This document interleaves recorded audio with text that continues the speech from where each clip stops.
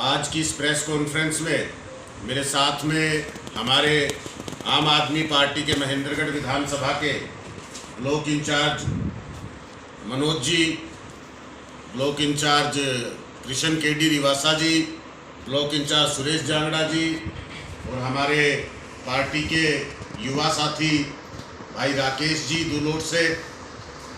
आज इस press conference में जो मुद्दा है वो महेंद्रगढ़ नगर पालिका को लेके आज आप सबको यहाँ आमंत्रित किया है। महेंद्रगढ़ नगर पालिका के लगभग 2 साल जो चुनाव के बाद में नवनिर्वाचित चेयरमैन जी की अध्यक्षता में, सभी नवनिर्वाचित पार्षदों की अध्यक्षता में जो अब नगर पालिका चल रही है उसके 2 साल पूरे होने जा रहे हैं।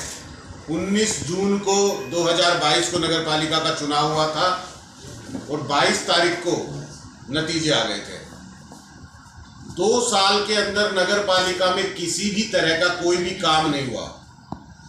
आज महेंद्रगढ़ शहर में सड़कों की हालत अगर आप देखेंगे तो रोज हमारे शहरवासी नगरवासी शिकायत कर रहे हैं, सड़कों में गड्ढे हैं, धूल उड़ रही है, व्यापारियों को परेशानी हो रही है, नागरिकों को आने जाने में परेशानी हो रही है, लेकिन नगर पालिका किसी भी तरह से जिम्मेदारी लेने में विफल रही है।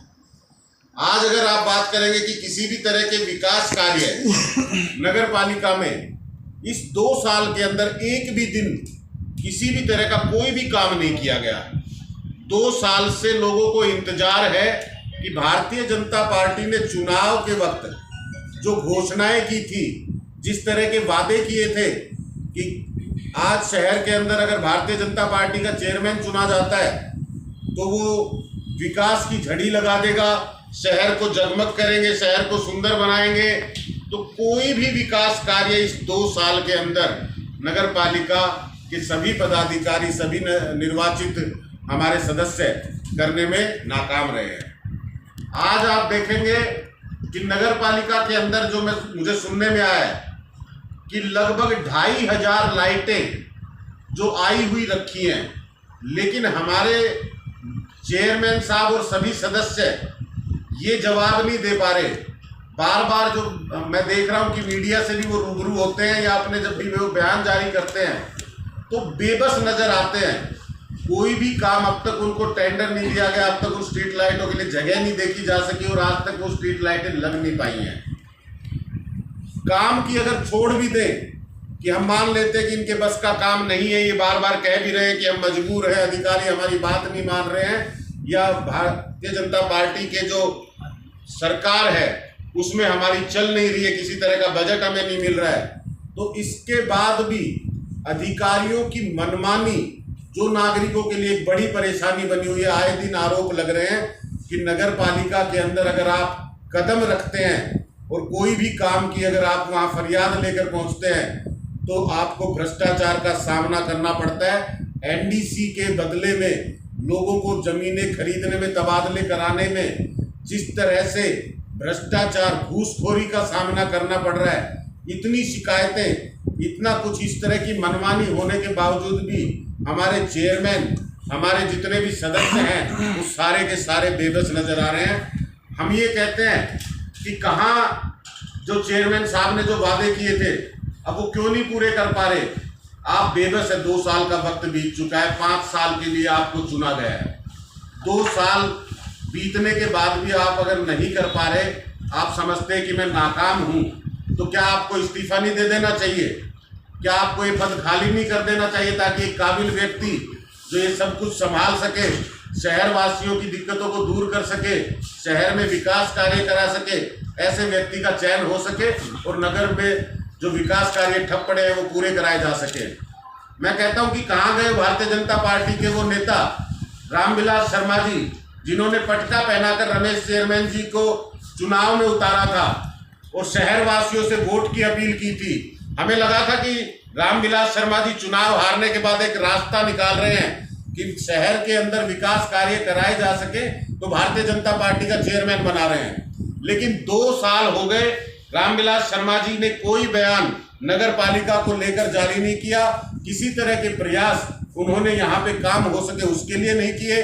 और रमेश सैनी वो जो एक बेबस हैं, ऐसे ही रामविलास शर्मा जी भी आज बेबस नजर आ रहे हैं।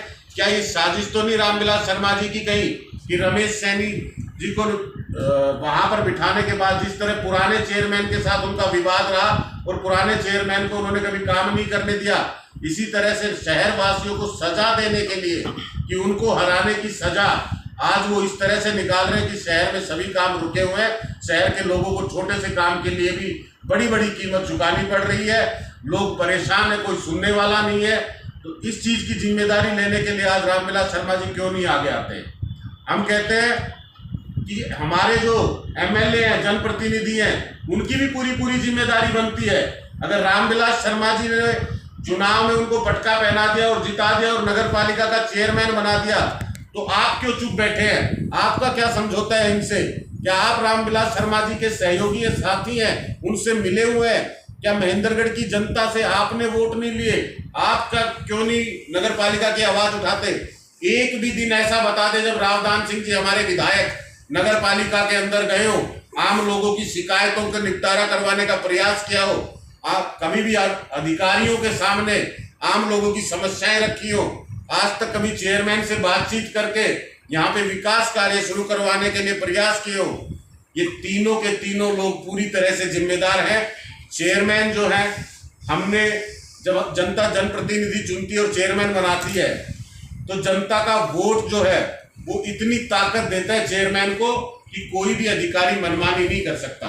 लेकिन अगर रमेश सैनी जी हमारे चेयरमैन ये समझते हैं कि उनके सामने मनमानी चल रही है और वो किसी भी तरह से उन लोगों पर अपनी बात मनवा नहीं पा रहे या उनसे काम नहीं करवा रहे, नाकाम रह रहे हैं, तो मैं कहता हूं कि आपको इस्तीफा दे देना चाहिए। बार बार यही बात कह रहे हैं कि आप जिस तरह से 2 साल से काम में लोग परेशान हो रहे हैं, तो इस्तीफे की जो मांग है इसको आपको मंजूर करना चाहिए।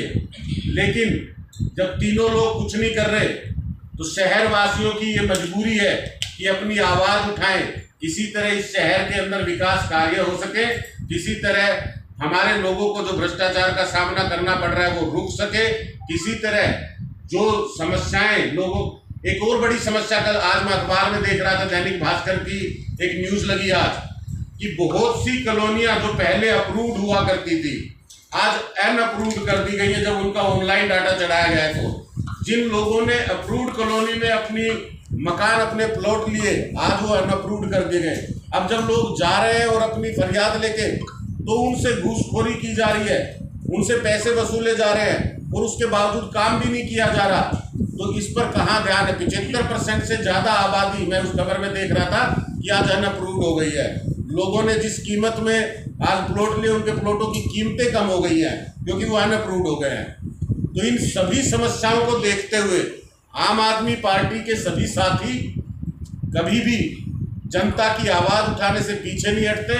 हम लोग कल यानी कि सुबह 10 बजे नगर पालिका का घेराव करने जा रहे हैं और इसमें सभी नगरवासी, जो पीड़ित नगरवासी है, जिनको ये समस्याएं हो रही, जो आम लोग आज इस समस्या को झेल रहे हैं सुबह से शाम तक, उन सबको साथ में लेके नगर पालिका के चेयरमैन जी से इस्तीफा मांगेंगे और उनको ये कहते हैं अगर वो काम कर सकते हैं तो 1 सप्ताह के अंदर, जब तक कि आप 22 तारीख को जिस तरह से आपने नगर पालिका की कमान संभाली थी, जिस दिन आप नगर पालिका के चेयरमैन चुने गए थे, तब तक अगर आप कोई जवाब दे सकते हैं कि क्यों नहीं आप कर पा रहे और आगे करने का कोई आश्वासन दे सकते हैं तो दीजिए, वरना ये संघर्ष जारी रहेगा। और हम ये कहते हैं कि नगर पालिका की मनमानी अब और नहीं चलेगी।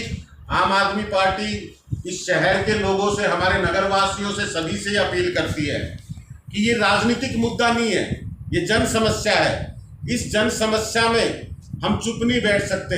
आप और हम लोग रोज इसको बर्दाश्त कर रहे हैं, सहन कर रहे हैं।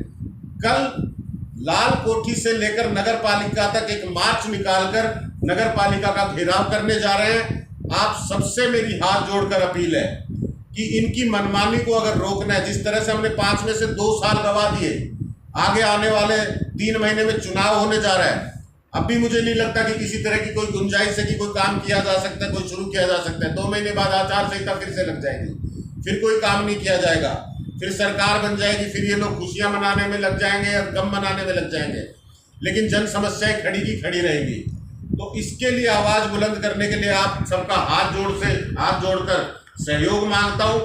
कल सुबह 10:15 बजे लाल कोठी से 11 हट्टा बाजार, जो मुख्य सड़क जिसके बारे में सभी नगरवासी चर्चा कर रहे हैं बार बार, वहां पे जो दुकानदार साथी है जो धूल को झेल रहे हैं, उनके व्यापार पर जो धूल जम रही है, उन सभी व्यापारी साथियों, सभी नगरवासियों से मेरी अपील है कि आप सब हमारे साथ मिलकर नगरपालिका की इस आवाज को बुलंद करें ताकि विकास कार्य कराए जा सके।